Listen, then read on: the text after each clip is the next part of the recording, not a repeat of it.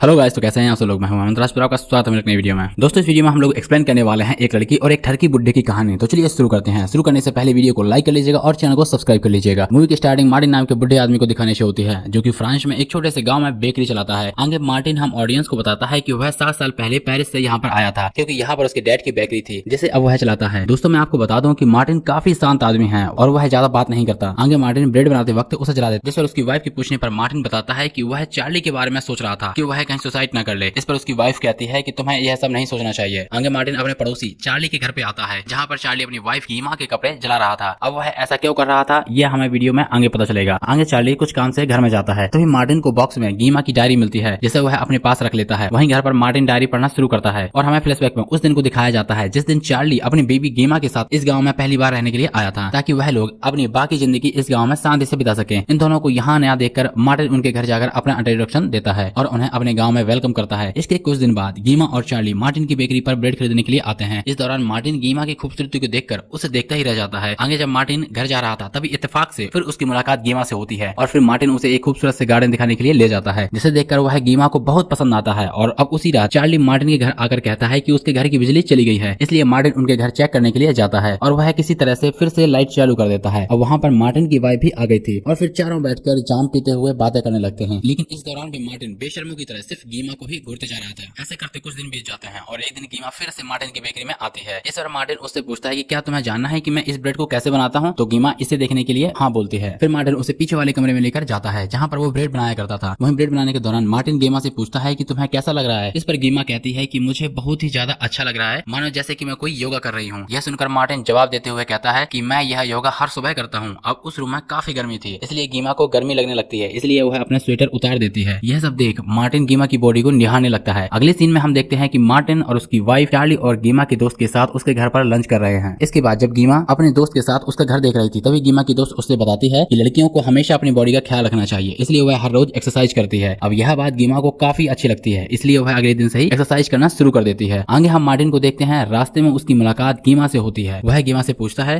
कि वह पिछले काफी दिनों से ब्रेड खरीदने के लिए क्यों नहीं आ रही है। इस पर गीमा कहती है कि वह डाइटिंग में है, इसलिए कुछ दिनों से उसने ब्रेड खाना बंद कर दिया है। आगे जब बात खत्म करके गीमा वहां से जा रही थी, तब अचानक से उसकी पीठ में कीड़ा काट लेता है। इससे गीमा को काफी दर्द होने लगता है, इसलिए वह जोर से चिल्लाकर मार्टिन को अपने पास बुलाती है और उससे कहती है कि उसके पीठ में किसी कीड़े ने काट लिया है। फिर मार्टिन गीमा की पीठ चेक करता है और उससे कहता है कि तुम्हें एक जहरीले कीड़े ने काटा है, इसलिए उसके जहर को चूस कर बाहर निकालना होगा। यह सुन गीमा मार्टिन को ऐसा करने के लिए कहती है और फिर मार्टिन चूस कर जहर को बाहर निकालने लगता है। उतने में ही वहाँ पर हर्ब नाम का लड़का आ जाता है और मार्टिन को ऐसा करते हुए देख उससे पूछता है कि यहाँ पर क्या चल रहा है। फिर मार्टिन उसे सिचुएशन समझाने वाला था कि तभी गीमा नीचे गिरकर बेहोश हो जाती है। यह देखकर हर्ब और मार्टिन तुरंत उसे हॉस्पिटल लेकर जाते हैं, जहाँ पर डॉक्टर गीमा को इंजेक्शन लगाकर कहते हैं कि अब घबराने की कोई बात नहीं है। वहीं घर वापस आते हुए गीमा मार्टिन के कंधे पर सर रखकर सो जाती है, जिससे मार्टिन काफी ज्यादा खुश हो जाता है और उसे लगने लगता है कि गीमा भी उसे पसंद करती है। अगले सीन में मार्टिन जब अपनी शॉप के बाहर खड़ा होकर स्मोकिंग कर रहा था, तभी मार्टिन गीमा और हर्ब को बात करते हुए देखता है। मार्टिन उन्हें देखकर अंदाजा लगाता है कि हर्ब गीमा की तबीयत के बारे में पूछ रहा होगा, लेकिन फिर बाद में वह सोचता है कि इन दोनों का एक दिन जरूर अफेयर होने वाला है। आगे जब गीमा सुपरमार्केट में वाइन खरीद रही थी, तभी एक बार फिर उसकी मुलाकात हर्ब से होती है। हर्ब गीमा को उसकी फेवरेट वाइन बताता है और गीमा वही वाइन खरीद लेती है। आगे हम मार्टिन को देखते हैं, जो कि ब्रेड की डिलीवरी करके वापस जा रहा था, पर तभी वह गीमा को कहीं पर जाते हुए देखता है, इसलिए वह रुककर उसे देखने लगता है। जिसके थोड़ी देर बाद गीमा हर्ब के घर के अंदर चली जाती है। अब मार्टिन को यह देखकर काफी टेंशन होने लगती है कि आखिर गीमा अकेले हर्ब के घर क्यों गई होगी। वह इस चीज को लेकर काफी गलत बात सोचने लगता है, लेकिन फिर वह यह सोचकर शांत हो जाता है कि गीमा हर्ब के साथ ड्रिंक करने के लिए गई होगी। लेकिन उसकी यह बात गलत साबित होती है, क्योंकि उसी रात जब वह गीमा के घर पर डिनर करने के लिए जाता है, तो वह गीमा के गले पर एक हिकी देखता है, जिससे वह समझ जाता है कि हर्ब और गीमा के बीच आज क्या हुआ होगा। इन सबसे मार्टिन को बहुत बुरा लगता है, क्योंकि हर्ब की जगह वह खुद होना चाहता था। अगले दिन मार्टिन हर्ब को देखता है, जो कि काफी टेंशन में नजर आ रहा था, इसलिए मार्टिन उसके पास जाकर पूछता है कि क्या बात है। यह सुनकर हर्ब कहता है कि वह पढ़ाई में बिल्कुल भी कंसंट्रेट नहीं कर पा रहा है। इस पर मार्टिन उसे सुझाव देता है कि उसे अपनी गर्लफ्रेंड को अपने पास बुला लेना चाहिए, क्योंकि वह इसमें उसकी मदद कर सकती है। अब इसके थोड़ी देर बाद मार्टिन गीमा को कहीं पर जाते हुए देखता है और कुछ देर बाद हम ऑडियंस देखते हैं कि गीमा हर्ब के साथ उसके घर पर मजे कर रही है, जिससे यह बात साबित हो जाती है कि गीमा का सच में हर्ब के साथ अफेयर चल रहा है। ऐसा ही करके कुछ दिन बीत जाते हैं। तो दोस्तों, आगे कहानी से पहले अगर आपने चैनल को सब्सक्राइब नहीं किया तो चैनल को सब्सक्राइब कर लीजिएगा। तो चलिए सुनते हैं आगे की कहानी। और इन दिनों में मार्टिन सिर्फ कीमा के बारे में ही सोच रहा था। एक दिन कीमा काफी खुश होकर मार्टिन की बेकरी में आती है। वहाँ वह मार्टिन को बताती है कि चार्ली कुछ दिनों के लिए लंदन गया है। आगे कीमा कुछ ब्रेड खरीदती है, लेकिन जाते हुए वह एक ब्रेड वहीं पर भूल जाती है। तो मार्टिन बाद में वो ब्रेड उसे देने के लिए उसके घर जाता है। उसके घर के अंदर से कुछ आवाजें सुनाई देती हैं। दरअसल घर के अंदर कीमा हर्व के साथ थी। आगे मार्टिन खिड़की से उन दोनों की बातें सुनता है। वह दोनों एक दूसरे को आई लव यू बोल रहे थे, जिसे सुनकर मार्टिन को काफी ज्यादा गुस्सा आ जाता है। इसके बाद अगले दिन कीमा फिर से हर्व के घर जाती है। वहाँ गलती से उनके हाथों से हर्व की मॉम की एक काफी कीमती मूर्ति टूट जाती है, जिस पर कीमा कहती है कि वह इसे चार्ली से ठीक करवा देगी। आगे वहाँ से जाने से पहले कीमा हर्व से कहती है कि हम दोनों को भाग के लंदन चले जाना चाहिए, और हर्व भी इस बात के लिए राजी हो जाता है। अगले सीन में कीमा को एक लेटर मिलता है, जिसे पढ़ने के बाद वह हर्व के घर जाने के लिए निकलती है। इधर हर्व की मॉम वापस आ गई थी और मूर्ति न मिलने की वजह से वह मूर्ति के बारे में हर्व से पूछती है। इस पर हर्व कहता है कि मूर्ति पर कुछ स्क्रैच आ गए थे, इसलिए उसने पास ही में एक इंग्लिशमैन को उसे रिपेयर करने के लिए दिया है। इधर कीमा हर्व से मिलने उसके घर आ ही रही थी कि तभी उसे हर्व का मैसेज आता है, और इसमें लिखा हुआ था कि वह उसके साथ लंदन नहीं जा सकता है। यह सुनकर कीमा को बहुत ज्यादा बुरा लगता है और वह रोते हुए घर वापस लौट जाती है। आगे हर्व की मॉम चार्ली के पास आकर अपनी मूर्ति मांगते हुए कहती है कि मेरे बेटे हर्व ने तुम्हें मेरी मूर्ति रिपेयर करने के लिए दी थी। इस पर चार्ली मना करते हुए कहता है कि उसे किसी ने कोई मूर्ति रिपेयर करने के लिए नहीं दिया। इसे सुनकर हर्व की मॉम गुस्से में वहां से चली जाती है। इसके बाद रात में चार्ली मूर्ति के बारे में गीमा से पूछता है, जिस पर गीमा मना कर देती है। साथ ही में हम यहाँ पर यह भी देखते हैं कि वह चार्ली को कुछ बताना चाह रही थी, लेकिन वह चार्ली को नहीं बता पाती। यह देखकर हम समझ पाते हैं कि गीमा चार्ली को अपने अफेयर के बारे में बताना चाहती थी, पर यहाँ पर पहले ही चार्ली को इस बात का अंदाजा हो जाता है, क्योंकि गीमा काफी दिनों से उस पर ध्यान नहीं दे रही थी। इसलिए वह कुछ दिनों के लिए लंदन चला जाता है। अब गीमा खुद को अकेला पाती है, जिससे उसे बहुत ज्यादा दुख होता है। अगले दिन मार्टिन जब रास्ते से जा रहा था, तब उसे गीमा का कुत्ता मिलता है, इसलिए वह उस कुत्ते को लेकर गीमा के घर पर आ जाता है। घर पर गीमा उसे एक लेटर पढ़ने के लिए देती है, क्योंकि फ्रेंच में लिखा हुआ था। उस लेटर में हर्व की मॉम मूर्ति के बारे में पूछ रही थी, क्योंकि उसे लगता था कि चार्ली के पास है। आगे गीमा मार्टिन को इस लेटर का जवाब लिखवाने के लिए कहती है, लेकिन मार्टिन कहता है कि वह एक दो दिन में लिखकर दे देगा। अब इसके कुछ दिनों के बाद गीमा की मुलाकात उसके एक्स बॉयफ्रेंड पैट्रिक से होती है, और अगले सीन में मार्टिन उन दोनों को रास्ते पर किस करते हुए देखता है, जिसे देखकर मार्टिन के पैरों तले जमीन खिसक जाती है और उसे लगने लगता है कि गीमा एक कैरेक्टरलेस लड़की है। इसके बाद जब गीमा और पैट्रिक रेस्टोरेंट में थे, तभी गीमा को एहसास होता है कि वह गलत कर रही है। इसलिए वह पैट्रिक को कहती है कि जो कुछ हमारे बीच हुआ है, क्योंकि मैं अभी भी अपने पति चार्ली से बहुत प्यार करती हूँ। वहीं घर आने पर गीमा चार्ली को कॉल करके कहती है कि वह उसे काफी प्यार करती है और उसके बिना नहीं रह सकती। यह सुनकर चार्ली इमोशनल हो जाता है और वो वापस गीमा के पास आने के लिए निकलता है। आगे जब गीमा मार्टिन से बात कर रही थी, तब उसे पता चलता है कि मार्टिन ने ही हर्व के नाम का लेटर उसे भेजा था। तब वह मार्टिन से उसके बारे में पूछती है। इस पर मार्टिन बताता है कि उसे उसकी फिक्र हो रही थी कि कहीं वह अपने आप को कुछ कर न ले, इसी वजह से उसे ऐसा करना पड़ा। क्योंकि मार्टिन के इरादे अच्छे थे, इसलिए गीमा उस पर गुस्सा नहीं करती, बल्कि उसे एक किस देकर गुड बाय बोलती है। फिर मार्टिन के जाने के बाद पैट्रिक गीमा के घर पर आता है, और जब वह दोनों घर में अकेले थे, तभी बाहर चार्ली भी वापस आ जाता है। फिर चार्ली के घर के अंदर जाते ही वह तुरंत बाहर आकर मार्टिन को जोर जोर से हेल्प के लिए बुलाता है। जब मार्टिन घर के अंदर जाकर देखता है, तो उसे वहाँ पर गीमा मरी हुई दिखती है, जिसे देखकर वह बहुत ही ज्यादा शॉक हो जाता है और पुलिस को बुलाया जाता है, जो कि गीमा की बॉडी को पोस्टमार्टम के लिए भेजते हैं। उसी रात पोस्टमार्टम का रिपोर्ट आता है, तो मार्टिन को डॉक्टर से पता चलता है कि गीमा की मौत गले में ब्रेड फंसने से हुई थी। यही बात अगले दिन मार्टिन फ्यूनरल में चार्ली को बताता है, जिस पर चार्ली कहता है कि गीमा की मौत उसकी वजह से हुई है, क्योंकि जब वह घर में गया था, तब उसने पैट्रिक को गीमा के पीछे से धक्का मारते हुए देखा था, जिसे देखकर उसे लगा कि पैट्रिक गीमा के साथ जबरदस्ती कर रहा है, इसलिए वह उसके साथ लड़ने लगा। तभी पैट्रिक वहां आकर उन्हें बताता है कि जब गीमा ब्रेड खा रही थी, तब वह उसे पीछे से किस कर रहा था, जिसके दौरान उसे गले में ब्रेड फंस गया, और जब वह उसे निकालने की कोशिश कर रहा था, तभी चार्ली वहां पर आ गया और फिर गलतफहमी के कारण उन दोनों की लड़ाई हो गई। लड़ाई में वह दोनों इतने बिजी हो गए कि उन्हें गीमा का ख्याल ही नहीं आया। इस वजह से गीमा की दम घुटकर मौत हो गई। अब यहीं पर फ्लैशबैक खत्म होता है और हम प्रेजेंट में देखते हैं कि मार्टिन का बेटा उसे आकर कहता है कि हमारे पड़ोस में एक रशियन कपल रहने के लिए आए हैं। यह सुनकर मार्टिन तुरंत उनसे मिलने के लिए जाता है और इसी के साथ हमारी यह शानदार मूवी एंड हो जाती है।